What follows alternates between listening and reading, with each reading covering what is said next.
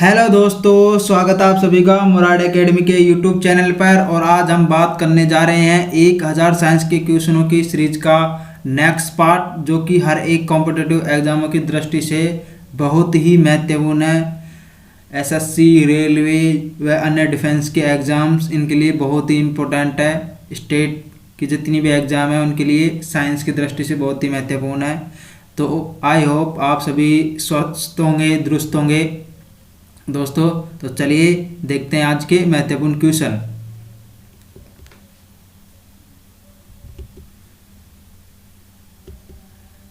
तो पहला क्वेश्चन है, यानी कि किसने सजीव वस्तुओं में लक्षणों की आनुवंशिकता के सिद्धांत के प्रतिपादन में योगदान दिया? कौन था जो आनुवंशिकता के सिद्धांतों का प्रतिपादन किया था? ऑप्शन है JBS हेल्डन, Charles Darwin, Gregor Mendel, Stanley Miller.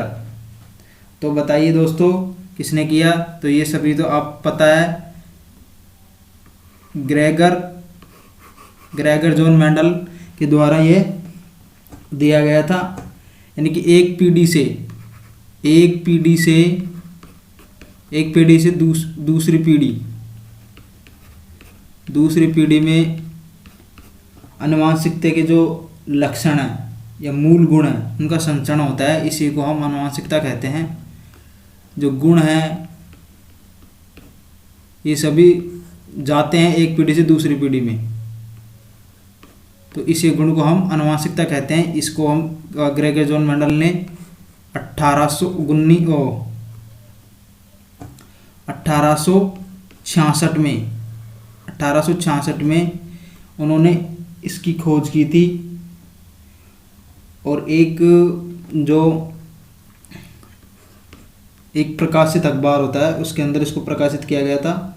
उसका जो नाम है वह natural history society of burn, यानी कि एनुअल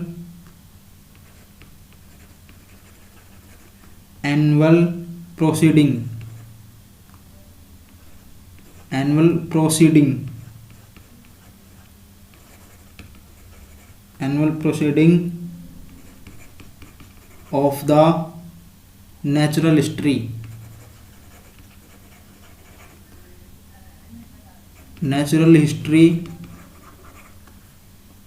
सोसाइटी ऑफ बर्न।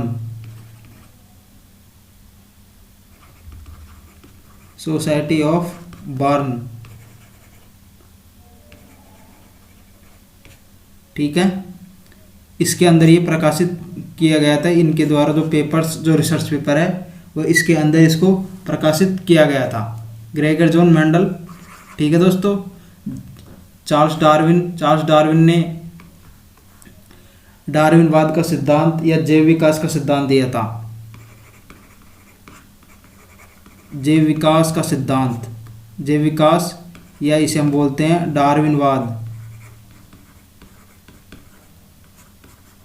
ठीक है, ये सिद्धांत इन्होंने दिया था। तो चलिए देखते हैं नेक्स्ट क्वेश्चन।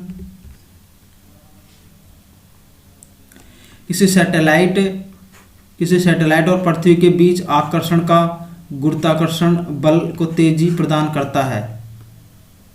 सैटेलाइट और पृथ्वी के बीच जो आकर्षण का गुरुत्वाकर्षण बल है को कौन तेजी प्रदान करता है? तो बताइए दोस्तों। तो आप सभी को पता है कि जैसे कि ये हमारी पृथ्वी है, अर्थ है, और जो ये सैटेलाइट होते हैं, जैसे कृत्रिम सैटेलाइट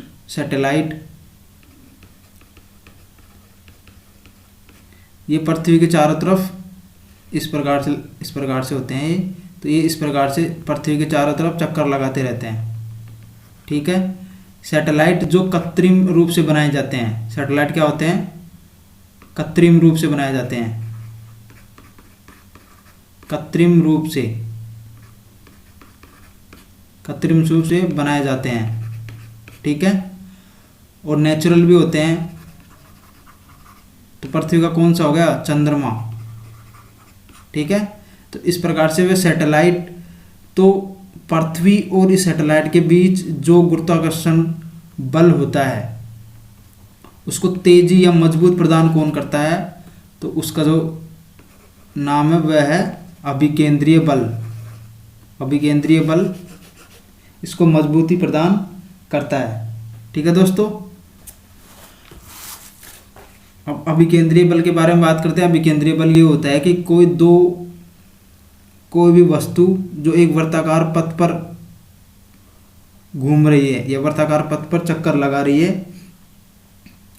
तो अभिकेंद्रीय बल अंदर की ओर लगता है, यानी कि ऐसे अंदर की ओर अभिकेंद्रीय बल लगता है। ठीक है, एक और एग्जांपल्स देख लीजिए। एक एग्जांपल्स और होता है, जैसे कि जो कोई नाभिक है, नाभिक और इसके बाहर जो चक्कर लगा रहे होते हैं इनकी कक्षाओं के अंदर इलेक्ट्रॉन्स, वो भी इसका एक उदाहरण है। ठीक है, अभिकेंद्रीय बल का। और इसका जो फॉर्मूला है वो याद रखिएगा दोस्तों, F बराबर होता है mr² अपॉन mv। ओके,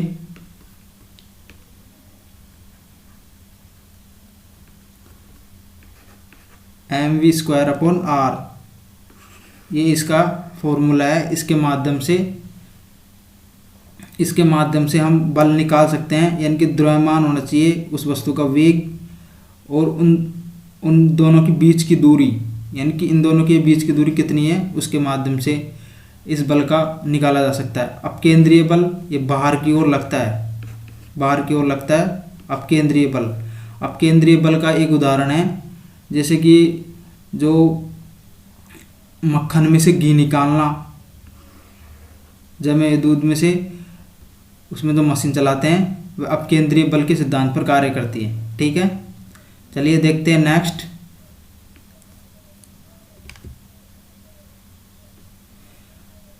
हम मूत्र मार्ग की उत्तेजना को नियंत्रण कर सकते हैं। मूत्र त्याग की उत्तेजना को नियंत्रण कैसे कर सकते हैं? ऑप्शन है मांसपेशीय मूत्राशय को तंत्रिका तंत्र नियंत्रण होने पर स्पेंजर मांसपेशी के मूत्राशय और मूत्र मार्ग के बीच मौजूद होने पर, मूत्राशय में कम पानी भरा होने पर, मूत्राशय के आसानी से नहीं भरने पर। तो जिसका राइट आंसर होगा वो होगा मांसपेशियों मूत्राशय के तंत्रिका नियंत्रण होने पर। मांसपेशियां मूत्राशय के तंत्रिका नियंत्रण में होने पर तभी हम मूत्र त्याग की उत्तेजना को हम रोक सकते हैं। ठीक है दोस्तों, चलिए देखते हैं नेक्स्ट। दो फोकस दूरी वाले लेंस का उपयोग से पीड़ित व्यक्तियों को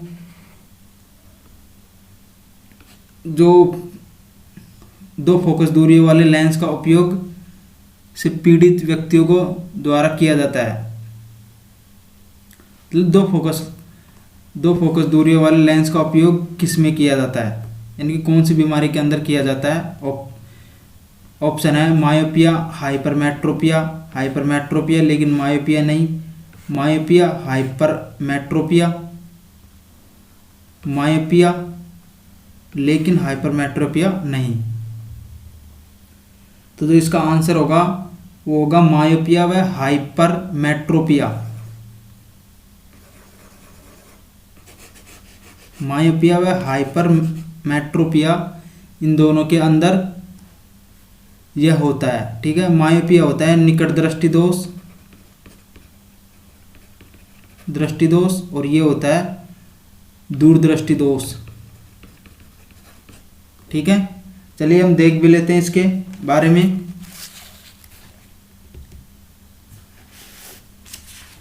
यह नॉर्मल विजन और मायोपिया। नॉर्मल है, ये तो नॉर्मल है, मतलब किसी प्रकार के इसमें न तो दूरदृष्टि दोष है, नहीं निकट दृष्टि दोष है।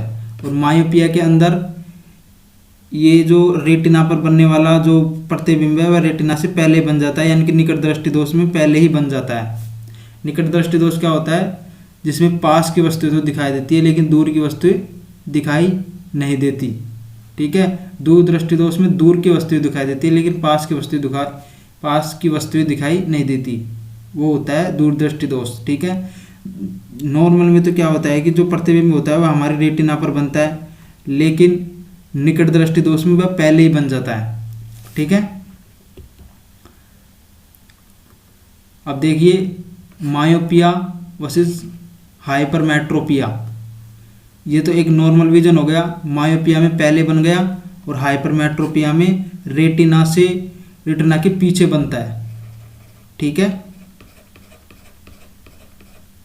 तो जो उसमें दो फोकस दूरी वाला जो लेंस है उसके अंदर नॉर्मल भी जो मायोपिया के अंदर और हाइपरमेट्रोपिया के अंदर उपयोग किया जाता है, ठीक है। अब निकट दृष्टि दोष है, तो इन किरणों को यहाँ पे पहुँचाने के लिए कौन सा लेंस लगाया जाएगा, तो इसमें लगाया जाएगा अवतल लेंस। कौन सा? अवतल लेंस। तो अवतल लेंस इन किरणों को और दूर ऐसे विक्षेपित करेगा, मतलब दूर की ओर भेजेगा ऐसे, तो फिर जाके ये ऐसे बनेगा, ठीक है, यहाँ पे ऐसे बनेगा। और अब ये है, हाँ, इसमें ये तो हो गया उत्तल लेंस, अवतल लेंस याद रखिएगा, निकट दृष्टि दोष में अवतल लेंस का उपयोग किया जाता है। और यहाँ पे उत्तल लेंस का उपयोग करेगा, क्योंकि ये दूर जाके बन रही है, इसको और भी कम करना पड़ेगा हमको, तो वो आने वाली किरणों को अंदर की तरफ मोड़ देगा और वह ठीक रेटिना पर बन जाएगा। तो इसमें उत्तल लेंस का उपयोग किया जाता है, ठीक है। चलिए देखते हैं नेक्स्ट क्वेश्चन।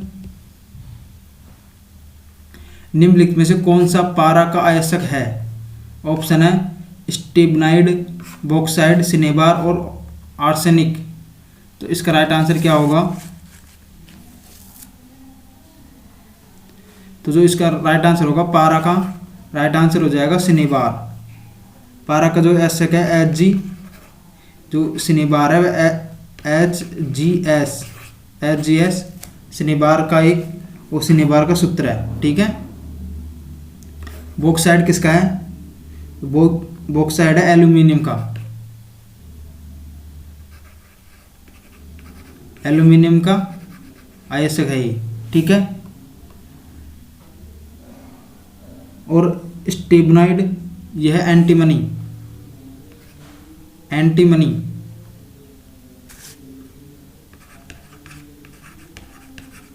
एंटीमनी इसका है। और इसको किस रूप से दर्शाया जाता है? तो इसको याद रखिएगा SB के नाम से दर्शाया जाता है, ठीक है। प्रतीक है ये SB। अरे कौन से स्थान पर आता है? तो वह परमाणु क्रमांक इसका 31 है और एल्यूमिनियम का है 13, ठीक है। जो एंटीमनी है, एंटीमनी व आर्सेनिक, एंटीमनी और आर्सेनिक जो ये हैं, ये क्या हैं? ये दोनों AS से दर्शाया जाता है और इसको SB से। ये दोनों ही उपधातु हैं, याद रखिएगा, उपधातु, ठीक है। चलिए देखते हैं नेक्स्ट क्वेश्चन। एक वस्तु स्थिर है तो बल अभी भी इस पर कार्य कर रहा है,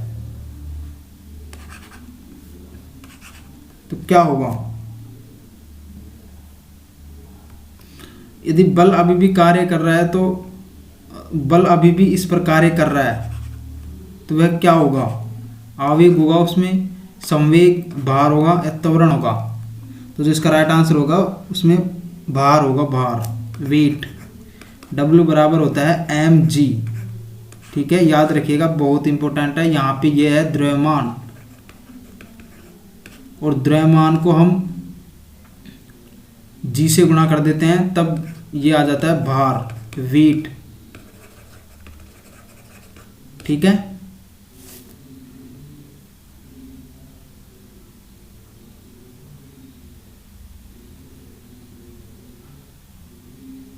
चलिए देखते हैं नेक्स्ट।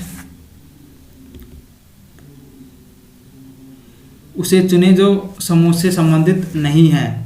ऑप्शन है हाइड्रोजन, सिल्वर, एल्यूमिनियम, गोल्ड। क्या आंसर होगा इसका? तो जो इसका राइट आंसर होगा हाइड्रोजन, क्योंकि ये है Ag, एल्यूमिनियम, और ये है गोल्ड, Au। पता है ना दोस्तों? जो Ag है वो, तो इसमें जो हाइड्रोजन है वह एक गैस है और ये सभी धातुएं हैं। सिल्वर कितने नंबर पे आता है? परमाणु क्रमांक कितना है इसका? परमाणु क्रमांक है 47। एल्यूमिनियम का भी बताया मैंने 13, ठीक है। और Au का बताइए, Au यानी गोल्ड, गोल्ड का बताइए तो इसका है 79। याद रखिए, बहुत इंपॉर्टेंट है, परमाणु क्रमांक अक्सर पूछे जाते हैं। चलिए देखते हैं नेक्स्ट। ये देख लीजिए हाइड्रोजन, जो कि फर्स्ट आवर्त में पाया जाता है। इसके अंदर एक इलेक्ट्रॉन इसके कक्षा में चारों तरफ चक्कर लगाता है। ऊर्जा की व्यावसायिक इकाई क्या है? ऊर्जा की व्यावसायिक इकाई क्या है?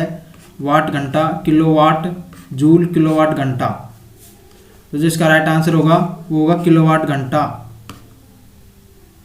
KWH, किलो, वाट और घंटा। पता है ना, एक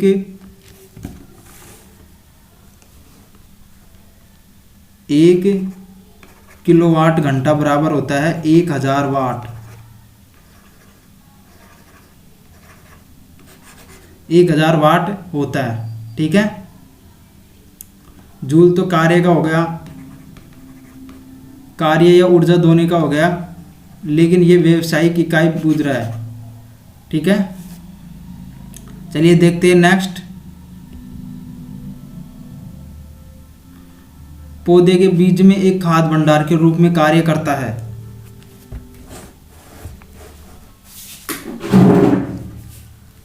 पौधे के बीज में एक खाद्य भंडार के रूप में कार्य करता है, आपको बताना है।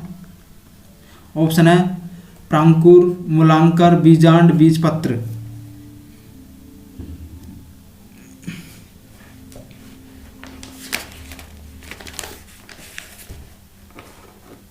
बताइए दोस्तों क्या होगा?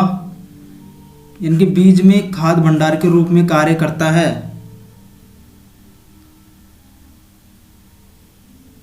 तो उसे कहते हैं बीजपत्र। उसे कहते हैं बीजपत्र, जो खाद्य भंडार के रूप में कार्य करता है। याद रखिएगा, बहुत ही इंपॉर्टेंट है।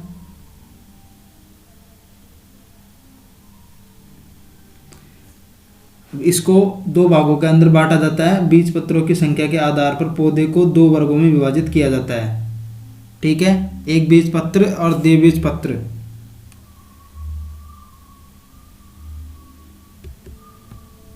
देख लीजिए, ये देखिए, द्विबीजपत्र और एक बीजपत्र। बीज में दो बीजपत्र होते हैं, दो बीजपत्र होते हैं। द्विबीजपत्र में इनके तने में संवहन मंडल वलय में तथा वर्धी होते हैं। इनके बीज प्राय अभ्रूण पोषी होते हैं, ठीक है। इसमें एक बीजपत्र होता है, भ्रूणपोषी होते हैं, ये भ्रूणपोषी होते हैं।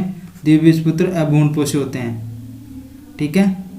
पत्तियों में समांतर शिराविन्यास होता है और द्विबीजपत्री में जालिकावत के रूप में होता है, ठीक है।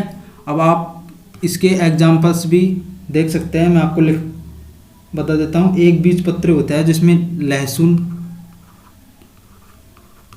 लहसुन आपने सुना होगा, लहसुन है, प्याज है,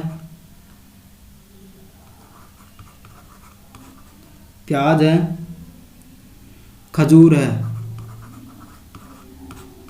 ठीक है। प्याज है, खजूर है और लहसुन है, ठीक। और द्विबीजपत्री में हो गया सेब, सलगम, सलगम हो गया कपास। ठीक है, चलिए देखते हैं नेक्स्ट। एक अवतल दर्पण की वक्रता त्रिज्या 6.2 सेंटीमीटर है तो इसकी फोकस लंबाई सेंटीमीटर में होगी। तो आप सभी को पता है, मैंने बताया था आर बराबर होता है एफ अपॉन, नहीं सॉरी,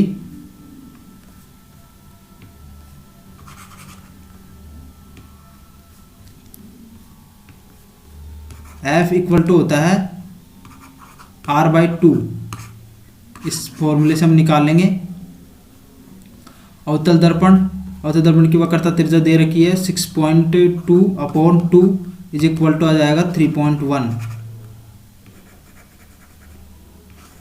3.1 सेंटीमीटर। तो जिसका राइट आंसर होगा 3.1। ठीक है, चलिए देखते हैं नेक्स्ट। के कारण, इनकी किसके कारण, स्क्लेरल कायमा। स्क्लेरल कायमा याद रखिएगा, ये होता है दृढ़ उत्तक। कोशिकाओं में कोशिकाओं की दीवारें मोटी होती है। ऑप्शन है लिग्नन, पैक्टिन, सेलुलोज, हेमीसेलुलोज। क्या आंसर होगा दोस्तों इसका? तो जो इसका राइट आंसर होगा लिग्नेनिन इसका राइट आंसर होगा।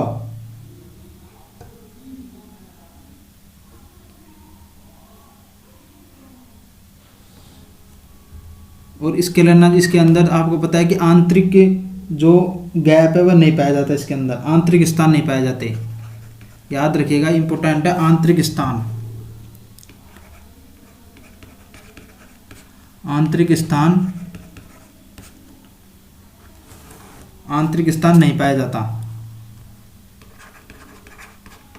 नहीं पाया जाता है। ठीक है, तो इसका जो राइट आंसर होगा स्क्लेरल कायमा। कोशिकाओं की दीवार में लिग्नेन की मोटी परत होती है। ये देख लीजिए, दृढ़ोत्तक स्क्लेरल कायमा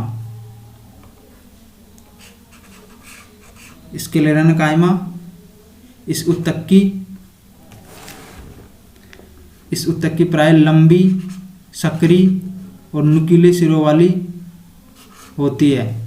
ठीक है, इस उत्तक की कोशिकाएं जो होती है वह लंबी, सक्रिय और नुकीले सिरों वाली होती है। और कोशिका भित्ति लिग्नन, ये देख लीजिए, लिग्नन का अधिक जमा होने के कारण कोशिका भित्ति समान मोटाई की और काफी मोटी होती है। ठीक है, और ये जो दृढ़ोत्तक स्क्लेरल कायमा वह कठोर भागों में पाया जाता है तथा आंतरिक सामर्थ्य प्रदान करता है। ठीक है, ये इसे न्यूक्लियर टाइप में होती है और इनके बीच में कोई भी गैप नहीं होता है। ठीक है, चलिए देखते हैं नेक्स्ट। O2 का आणविक द्रव्यमान होता है। आणविक द्रव्यमान क्या होगा O2 का आणविक द्रव्यमान, ऑक्सीजन आता है 16 पे और ऑक्सीजन कितने हैं 2, तो आ जाएगा 32 आणविक द्रव्यमान। ठीक है, चलिए देखते हैं नेक्स्ट। सहसंयोजक अणु नहीं है, यानी इनमें से कौन सा सहसंयोजक अणु नहीं है, यानी कि कौन सी संरचना है जो सहसंयोजक बंध के द्वारा जुड़ी हुई नहीं है। आपको बताना है दोस्तों, सहसंयोजक बंध आप सभी को पता है कि इलेक्ट्रॉनों का जो साझा करते हैं उनको सहसंयोजक बंध कहते हैं। ठीक है, इलेक्ट्रॉनों का ओनली साझा कर रहे हैं उन्हें ही हम सहसंयोजक बंध कहते हैं। और सहसंयोजक बंध कितने होते हैं? तो 3 होते हैं, यानी कि एकल,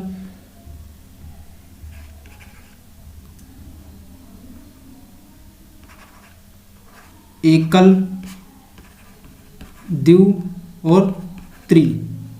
एकल सहसंयोजक बंध, द्वि सहसंयोजक बंध और त्रि सहसंयोजक बंध। तो देख लीजिए, इसमें भी जो नाइट्रोजन व हाइड्रोजन एक दूसरे के बीच इलेक्ट्रॉनों का साझा कर रहे हैं।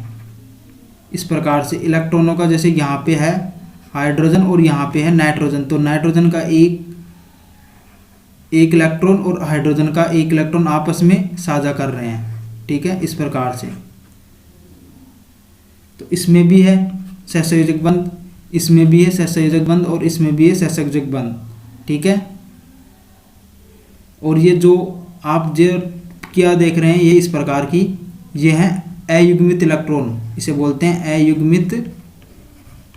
अयुग्मित इलेक्ट्रॉन। ठीक है, यहाँ पे देखिए ये अलग है, ये सहसंयोजक अणु नहीं है, क्योंकि यहाँ पे यह एक रासायनिक बॉन्ड है जिसे आयनिक बंध कहते हैं, आयनिक बॉन्ड कहते हैं, आयनिक बॉन्ड या इसे रासायनिक बंध बोलते हैं, क्योंकि यहाँ पे एक धातु और एक अधातु दोनों मिलकर जो बनाते हैं वह आयनिक बॉन्ड कहलाते हैं, उनके बीच आयनिक बॉन्ड होता है। ठीक है, तो चलिए, तो जिसका राइट आंसर हो जाएगा वो हो जाएगा option C, option number C इसका राइट आंसर हो जाएगा। चलिए देखते हैं नेक्स्ट। 4 कार्बन परमाणु वाले हाइड्रोकार्बन के साथ जुड़ने वाले उपसर्ग हैं। 4 मैथ, एथ, प्रोप, ब्यूट, यानी कि मैथेन, एथेन, प्रोपेन और ब्यूटेन। तो 4 पे कौन आता है? ब्यूट। तो इसका राइट आंसर हो जाएगा ब्यूट, ऑप्शन नंबर ए। ठीक है, श्रृंखला में 4 कार्बन होने चाहिए। 4 कार्बन इस प्रकार से श्रृंखला होती है, तो उसके अंदर ब्यूट का इस्तेमाल किया जाता है उपसर्ग के रूप में। ठीक है, देख लेते हैं। देखिए आप, यदि 2 हैं, एक है तो मैथ, ठीक है, 2 होता है eth, 3 prop, 4 but, 5 pent, 6 hex, 7 hept, 8 oct, 9 non व 10 डैक। ठीक है, इस प्रकार से होते हैं। मोनो, 1 को मोनो, 2 को डाई, ट्राई, टेट्रा, पेंटा, हेक्सा, हेप्टा, ऑक्टा, नॉन और डेका। ठीक है, और सरफिक्स और अनुलग्न भी लगते हैं, आपको पता है। इस प्रकार से जैसे एकल बॉन्ड है तो एन लगेगा, ANE। ठीक है, डबल बॉन्ड जैसे एल्केन हम लिखते हैं, जैसे कि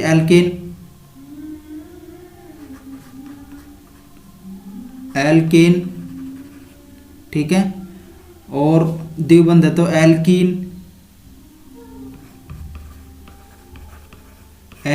ये हो गया सिंगल बॉन्ड, ये हो गया डबल बॉन्ड, और 2 ट्रिपल बॉन्ड होता है और एल्काइन बोलते हैं उसको। ठीक है, इसके कुछ एग्जाम्पल देख लीजिए इस प्रकार से, आइसोप्रोपेन, ब्यूटेन, ये सब देखते हैं। नेक्स्ट, ये तो कार्बन के बारे में। कार्बन एक धातु है और सिंबल सी है, और इसका जो परमाणु संख्या जो है 6 है, परमाणु क्रमांक, द्रव्यमान 12 है। ठीक है, और ये दूसरे आवर्त के अंदर आता है, पी ब्लॉक में। ठीक है, चलिए देखते हैं नेक्स्ट। 14 ग्रुप के अंदर और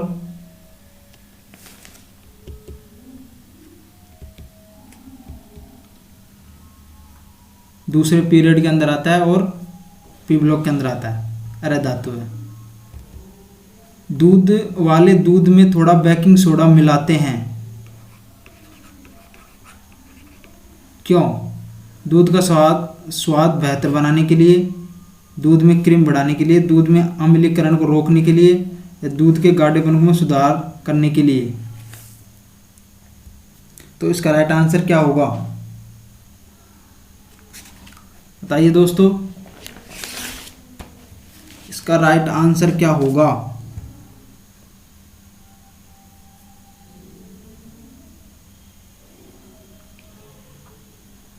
तो जो इसका आंसर होगा वो होगा दूध के अम्लीकरण को रोकने के लिए। आपको पता है कि जो बेकिंग सोडा है, सोडियम बाइकार्बोनेट, ये खाने का सोडा बोलते हैं, जो खाने के रूप में इसका उपयोग किया जाता है, और दूध में अगर अम्ल है तो उसको रोकने के लिए ये किया जाता है। ठीक है,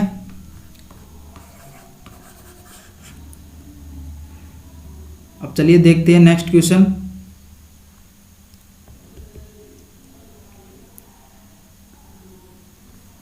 किसी वस्तु को निश्चित ऊंचाई से भूमि पर गिराया जाता है, तब वह भूमि को छूती है तो उसमें होगी, आप सभी को पता है, half m v square potential energy, नहीं सॉरी काइनेटिक एनर्जी, क्योंकि उसमें वेग होगा, तो जो इसका राइट आंसर होगा वो होगा गतिज ऊर्जा, हाफ एम वी स्क्वायर इसका राइट आंसर है। ठीक है, स्थितिज ऊर्जा आप सभी को पता है कि किसी तालाब में भरा हुआ पानी, बांधों में जो पानी भरा हुआ होता है वह, उसमें स्थितिज ऊर्जा होती है। घड़ी की चाबी में,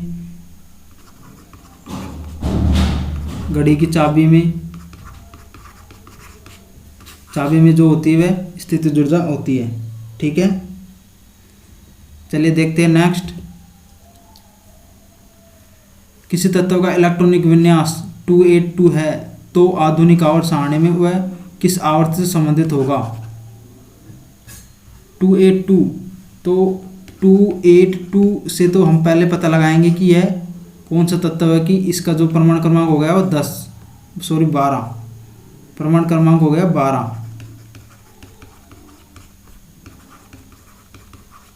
परमाणु क्रमांक 12 हो गया, तो 12वें स्थान पर कौन आता है?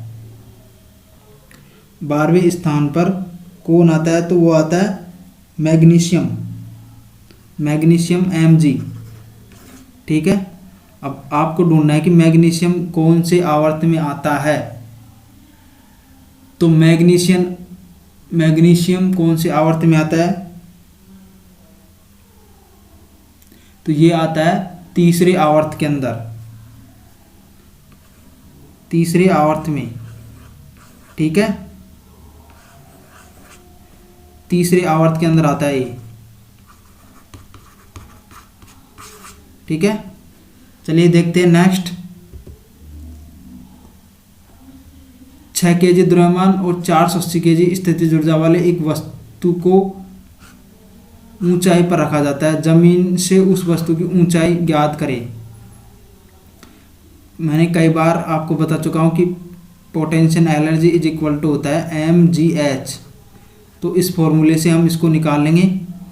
m 6 kg हो गया और g का मान है 10, यहाँ पे दे रखा है ये। ठीक है, और इसकी हाइट हमको निकालनी है और दे रखा है हमको 480 जूल स्थितिज ऊर्जा। ठीक है, तो यहाँ पे ये मान निकालना है, तो 1 0 से कट जाएगी और 6 से इसको 8 बार काट देंगे तो 8 मीटर हाइट हो जाएगी उसकी। ठीक है, 8 मीटर उसकी हाइट हो जाएगी, तो राइट आंसर डी। ठीक है, अब चलिए देखते हैं नेक्स्ट क्वेश्चन। चालक तार की पीवीसी द्वारा कोटिंग करके रोका जाता है। चालक तार की पीवीसी द्वारा कोटिंग करके रोका जाता है, ओवरलोडिंग को, फ्यूजिंग को या रिसाव ड्रिपिंग को। तो इसके लिए क्या आंसर होगा दोस्तों? तो जो इसका राइट आंसर होगा वो होगा शॉर्ट सर्किट। शॉर्ट सर्किट को पीवीसी करके रोका जाता है।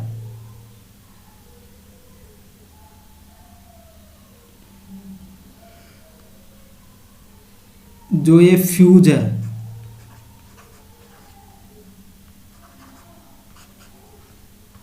ये सबसे अच्छी युक्ति होती है सुरक्षा की दृष्टि से, सुरक्षा की दृष्टि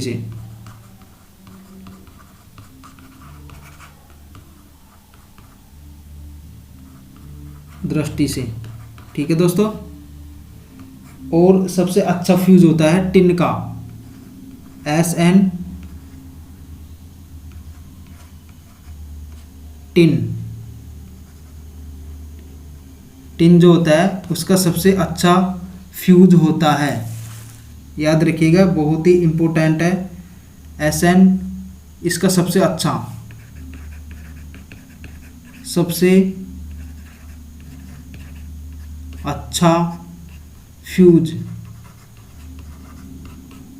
फ्यूज होता है, ठीक है। और ये इसका परमाणु क्रमांक कितना है? परमाणु क्रमांक बताइए। तो जिसका परमाणु क्रमांक है इसका 50, ठीक है। परमाणु क्रमांक है इसका 50। चलिए देखते हैं नेक्स्ट। तो याद रखिएगा Sn सबसे अच्छा फ्यूज होता है। फ्यूज जो जिसमें तार लगते हैं वह टिन के सबसे अच्छे तार होते हैं। देखते हैं नेक्स्ट। बादलों का रंग सफ़ेद के कारण होता है। बादलों का रंग सफ़ेद किसके कारण होता है? विकिरण, प्रकाश का परावर्तन, प्रकाश का अपवर्तन, प्रकाश का परिकिरणन। बहुत ही महत्वपूर्ण क्वेश्चन है। प्रकाश का जो बादलों का रंग है वह सफ़ेद कौन से प्रकाश की घटना के कारण होता है? प्रकाश घटना। तो जो राइट आंसर होगा वो होगा प्रकाश के प्रकीर्णन। जैसे आप सभी को बताया कि जैसे कि ये एक सूर्य है, ठीक है, सन। अब सन से आने वाली किरण होती है, लेकिन जब वो वायुमंडल में आती है तो उसको बहुत सारे छोटे छोटे कणों का सामना करना पड़ता है, ठीक है, ठीक है। तो वे जो आती किरणें वे बिखर जाती हैं, रिफ्लेक्ट हो जाती है, यानी कि वे स्कैटरिंग हो जाती है, बिखर जाती है। इसको बोलते हैं इंग्लिश में स्कैटरिंग।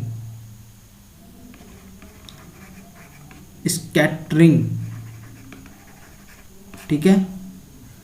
तो वो बहुत सारी दिशाओं में अलग अलग बढ़ जाती है और इससे वह प्रकाश पूरी तरीके से फैल जाता है और बादल सफ़ेद दिखाई देने लगते हैं, ठीक है।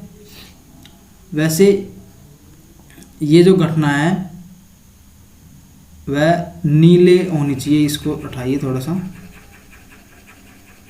ये घटना हो चाहिए नीला, ठीक है, नीला। वैसे तो अपवर्तन के कारण भी होती है, लेकिन अपवर्तन के कारण न होकर ये प्रकीर्णन के कारण होती है। इसके अंदर क्या होता है कि जो नीला जो रंग होता है,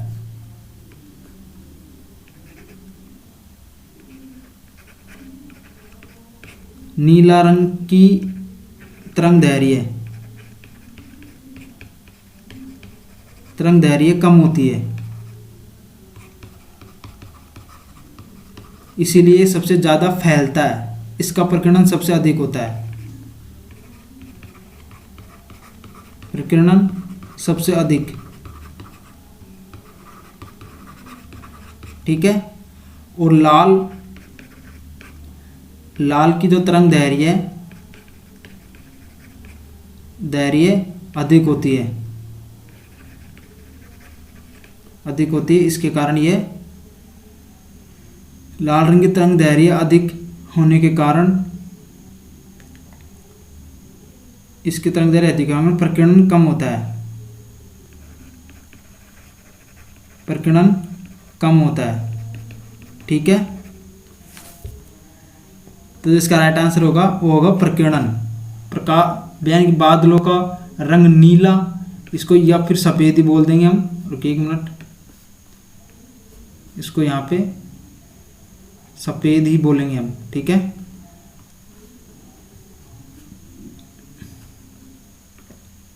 तो वह इसी के कारण होते हैं।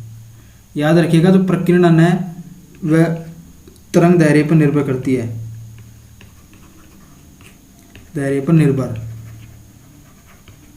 निर्भर करती है, ठीक है। प्रकीर्णन आपको बताया। परावर्तन में तो किरण सतह से टकराने के बाद उसी माध्यम में लौट जाती है। अपवर्तन कोई भी माध्यम है तो वह अविलंब से या तो दूर हट जाती है या पास हो जाती है, ठीक है। चलिए देखते हैं नेक्स्ट। 220 वोल्टेज और 0.6 धारा वाले विद्युत बल्ब की पावर होगी।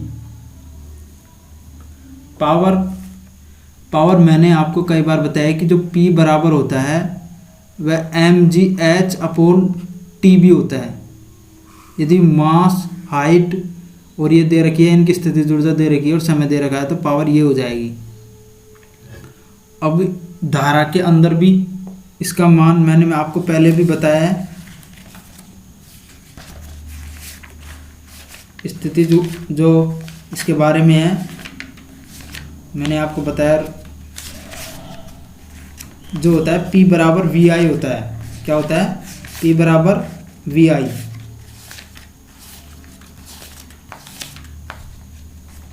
P बराबर VI। आपको ये तो पता ही होगा कि I बराबर Q/T होता है। यानी कि धारा जो होती है वो क्या होती है कि कितना आवेश कितने सेकंड में बह रहा है, वह धारा कहलाती है। ठीक है, तो इससे हम निकाल लेंगे Q बराबर IT। ठीक है, और कार्य क्या होता है? कार्य होता है कि ITV, ये कार्य होता है। इसको हम यहाँ पे लिख सकते हैं QV बराबर ITV। तो Q का मान हम यहाँ से डायरेक्ट रख देंगे। ठीक है, अब पावर क्या होती है? W बराबर T होता है, ये तो सभी आपको पता होगा। तो यहाँ पे जो W का मान है वह ITV/T होता है। तो यहाँ से T से T कैंसिल हो जाएगा, और जो इसका मेन जो फॉर्मूला जाएगा P बराबर VI। ठीक है, ये इसका सूत्र है, यानी कि जो पावर की है जब धारा और वोल्टेज दे रखी हो तब। ठीक है, और यदि और भी इसको ड्राइव किया जाए तो जो V की जगह हम, यानी कि V बराबर IR होता है, तो V की जगह हम और लिख सकते हैं, V की जगह लिख सकते हैं हम IR/I। ठीक है, तो ये इसका और हो जाएगा I²R। तो ये भी एक फॉर्मूला होता है, लेकिन अभी ये P बराबर VI इसमें लगेगा। ठीक है, तो P बराबर VI हम लगा देंगे। तो P बराबर, तो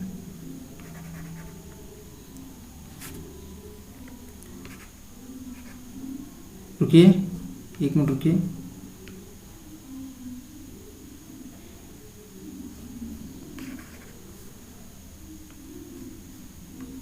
यहाँ करवा देते हैं। तो P बराबर, अब ये V का मान कितने का है? 240, और धारा कितनी है? 0.6 एम्पियर। तो जो इसका राइट आंसर हो जाएगा वो हो जाएगा 144 वोल्ट। ठीक है, तो 144 वोल्ट इसका राइट आंसर हो जाएगा। ठीक है, चलिए ये और देख लीजिए। 1 किलोवाट घंटा बराबर क्या होता है? 1 किलोवाट घंटा बराबर क्या होता है?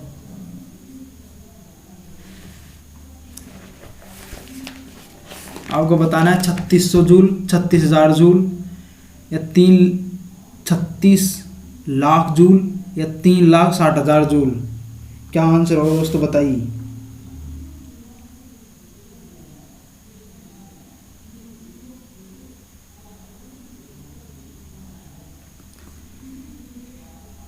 याद रखिएगा कि 1 vote into second, 1 vote into second बराबर होता है 1 जूल। ये तो आप सभी को पता होना चाहिए।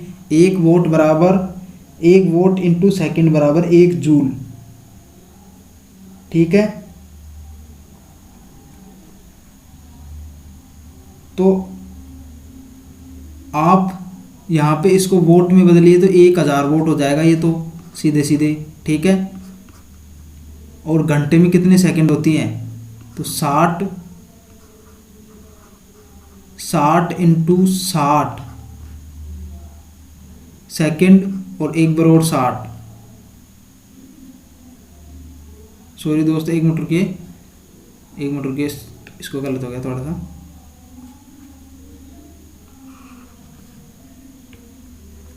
साठ इंटू 60 मिनट होती है और 60 को हम सेकंड में कन्वर्ट कर देते हैं। तो इस प्रकार ये कितनी जीरो हो गई, 3 और 2 5, इसमें 5 जीरो हो गई है, ठीक है।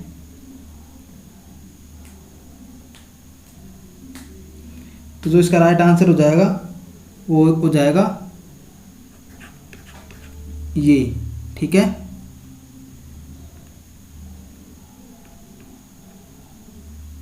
तो 36 लाख जूल हो जाएगी इसका राइट आंसर, ठीक है। 1 किलोवाट घंटा 36 लाख जूल हो जाएगा, ठीक है। और याद रखिएगा 1 HP बराबर होता है 746 वोट, ये भी याद रखिएगा, इम्पोर्टेंट है। 746 वोट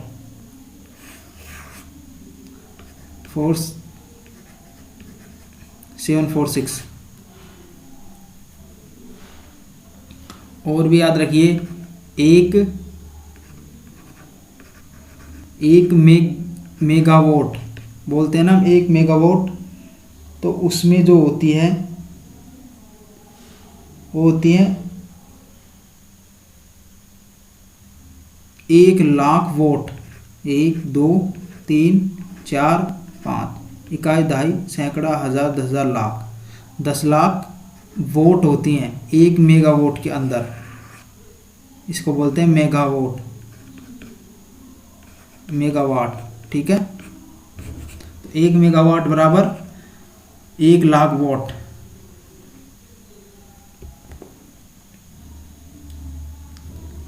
ये कुछ आपके लिए है कि जो इनको याद करने के लिए, टेट्रा, हेट्रा, पेंटा, हेक्सा, ऑक्टा, नॉन, डेका, ये सब।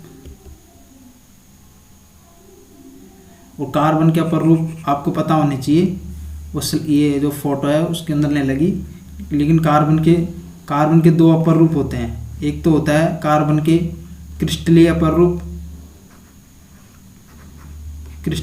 रूप और एक होता है अक्रिस्टलीय अपर रूप, ठीक है। तो क्रिस्टलीय अपर रूप हीरा हो गया, ग्रेफाइट हो गया, फुलरीन हो गया, हीरा, ग्रेफाइट, फुलरीन। और अक्रिस्टलीय रूप कोल हो गया, कोक हो गया, कास्ट कारचोल हो गया, जंतु कारचोल हो गया, काजल, गैस कार्बन, ये सभी क्या है, अक्रिस्टलीय अपर रूप है, पता होना चाहिए, बहुत ही इंपॉर्टेंट है। क्रिस्टलीय अक्रिस्टलीय अपर रूप होते हैं, जिसमें क्रिस्टलीय हीरा, ग्रेफाइट, फुलरीन, ये तो आपको पता है, लेकिन अक्रिस्टलीय भी याद रखिए। कोल कोक है, चारकोल है, जंतु कोर है, जंतु कार चारकोल है, काजल, गैस कार्बन, ये सभी। थैंक यू दोस्तों, आप सभी इस वीडियो को देखने के लिए। यदि अच्छा लगा है तो लाइक कीजिए, शेयर कीजिए और सब्सक्राइब कीजिए। धन्यवाद।